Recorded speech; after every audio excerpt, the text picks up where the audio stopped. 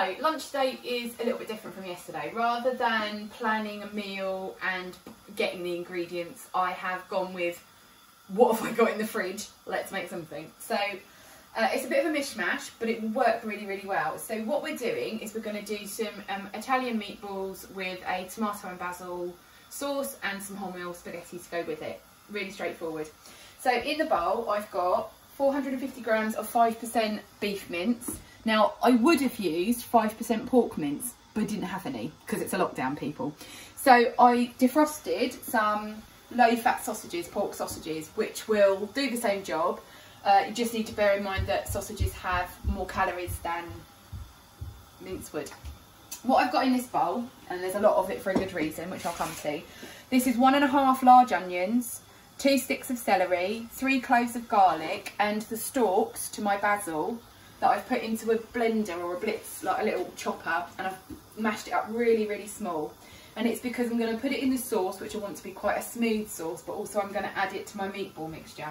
So you want to put about half of this into the meatball mixture, and then you're going to get your hands dirty, so just pre-warning. And keep the other half for the sauce, which we'll do later. I'm going to take my watch off because I do not want to get it covered, and make sure that my hands are nice and clean. So I'm just going to go and wash my hands. And then what I'm going to do is I'm going to add some salt and pepper to the mix. I'm not going to use an egg because I'm going to use a little bit of Worcestershire sauce and a little bit of Bovril. I know, Bovril, people, we're all going 1970s on ourselves. To add a little bit of liquid to help the meatballs stay together, but B, obviously, depth of flavour. So about half a teaspoon of Worcestershire sauce. I'm actually just making that up. I'm just chucking some in because I know roughly what I want.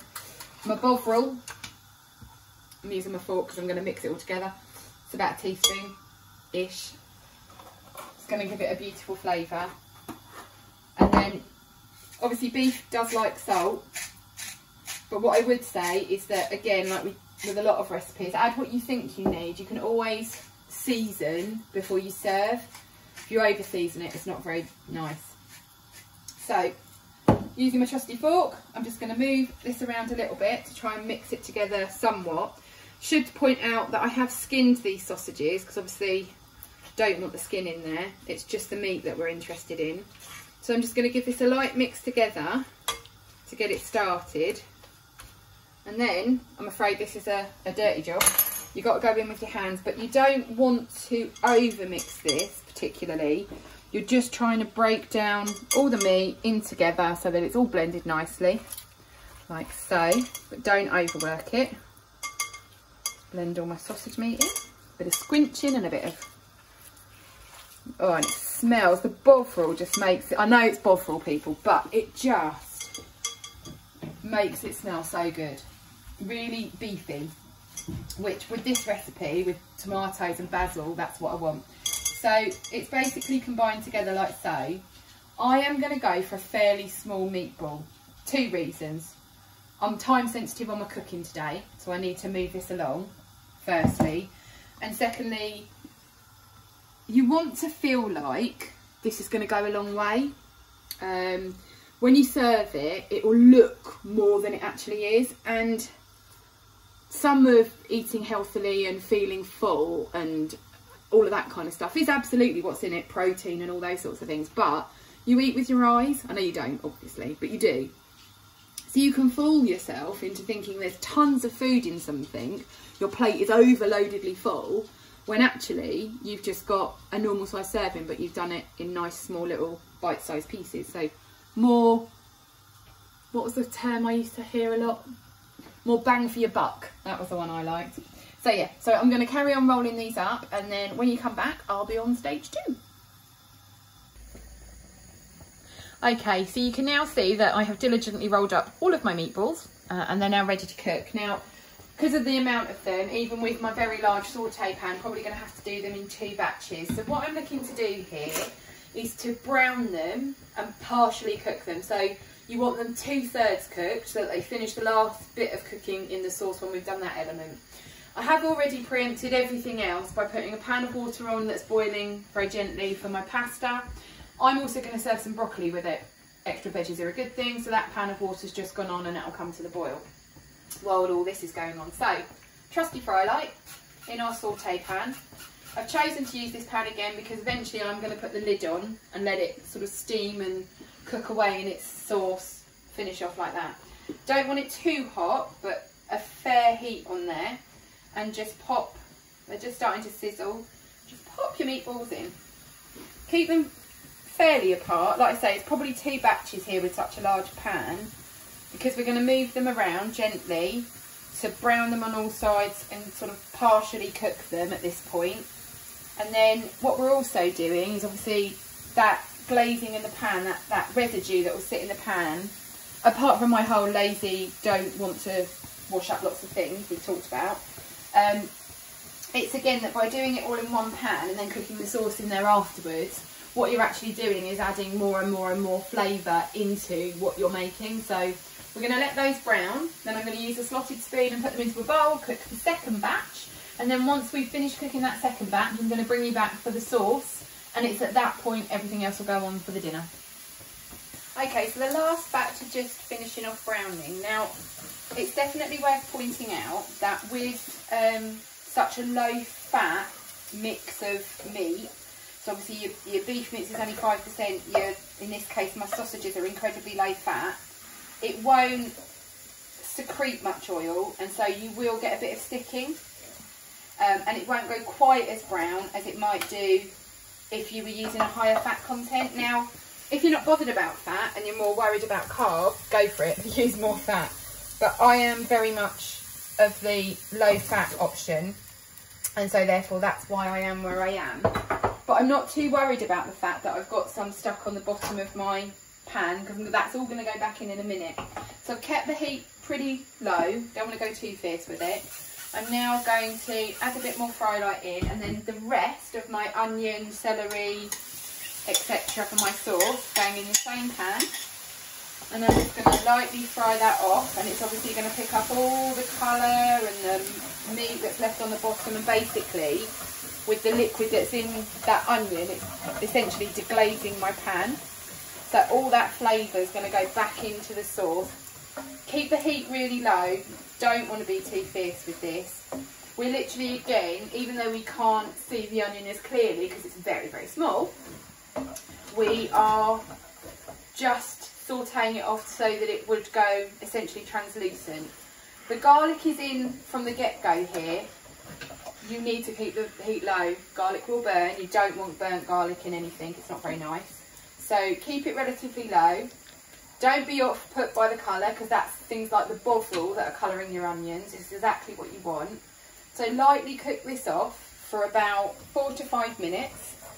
And then I'm going to add in some passata, straightforward enough. I'm also going to add in, rather than sugar and salt, balsamic glaze.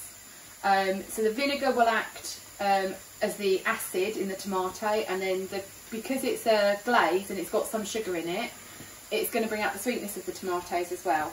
So it does the 2 for 1. You don't need salt and sugar, you can just use that. I've also got, because they were just kind of getting a bit older, some fresh tomatoes that I'm going to add into the sauce as well, which I just think will give it a nice lift. Now, in the meatballs, you missed this bit because, you know, I'm a cook, not a presenter. I did add in some Italian seasoning, some dried Italian seasoning into the meatballs. I'm also going to add some of that into the sauce. It's a pre-defined mix of things like oregano, marjoram, rosemary, all that kind of stuff. All the Italian herbs that you can think of, basil, dried basil's in there, there's a bit of parsley. I'm going to put fresh basil in right at the end because it's a tomato and basil sauce. I'm also going to put some tomato puree and a bit of water just to make sure it's a nice loose sauce.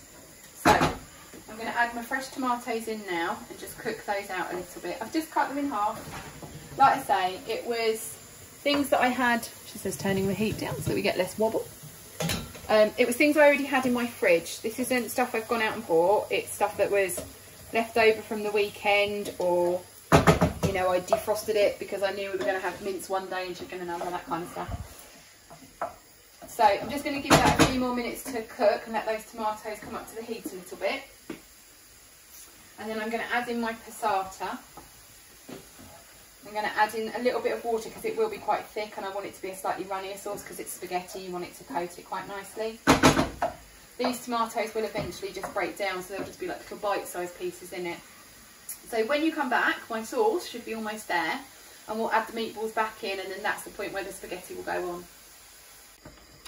So I let my onions and tomatoes and the mix with everything in it cook off a little bit, and then I've added in the whole of the carton of passata, and then I've filled it up with water, give it a good shake because I want all the bits on the inside. Added the water in, and then just some tomato puree's now gone in it as well. I've added a little bit of salt, so you can see it's quite a liquidy sauce, which is what I want. When you're using spaghetti, you want the sauce to coat it. If you're using a shape, you would do a thicker sauce because you would obviously want the sauce to sit inside the pasta, so like pasta shells and that kind of stuff. But when you're using spaghetti, you generally would have a thinner sauce so that it coats all the pasta. So I'm just going to bring this up to the simmer. I've already added in some salt. I'm eyeballing it, but approximately half a tablespoon of the glaze. It's all you should need. It'll add the sweetness and it will bring out the flavour of the tomatoes because it's a vinegar. Let that come to a simmer, and then as soon as that comes up to a simmer, the meatballs are going to go back in and cook with the lid on for 10 minutes, and that's the point where my pasta will go in. Now, I'm using whole wheat pasta. I really like whole wheat pasta. I didn't think I would, but I do. But it's what I've got in the cupboard. Again, you know, it is quite hard to get hold of things, so I'm using what I've got. This is what I've got. It will go really well with the beef, so that's why I'm going to use it. It will take 10 minutes to cook in my pan of salty boiling water. So it's all going now.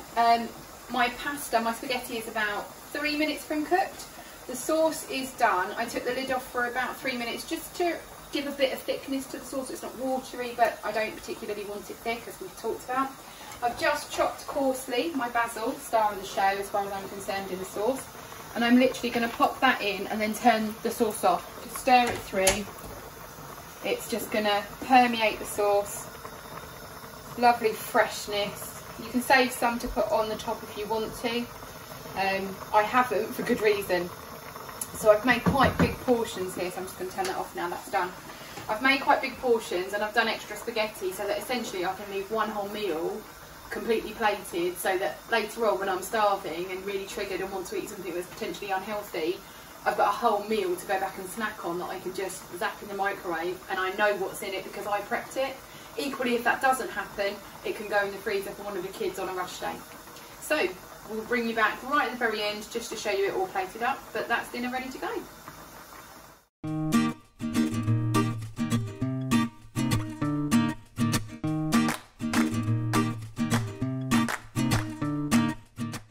Okay, so I just wanted to talk about my recipes and why I do them and stuff. It's been a really busy day today, and that was a quick lunch, really quick lunch, made whilst I was on my lunch break in between conference calls, because I've got my normal job to do amongst all this.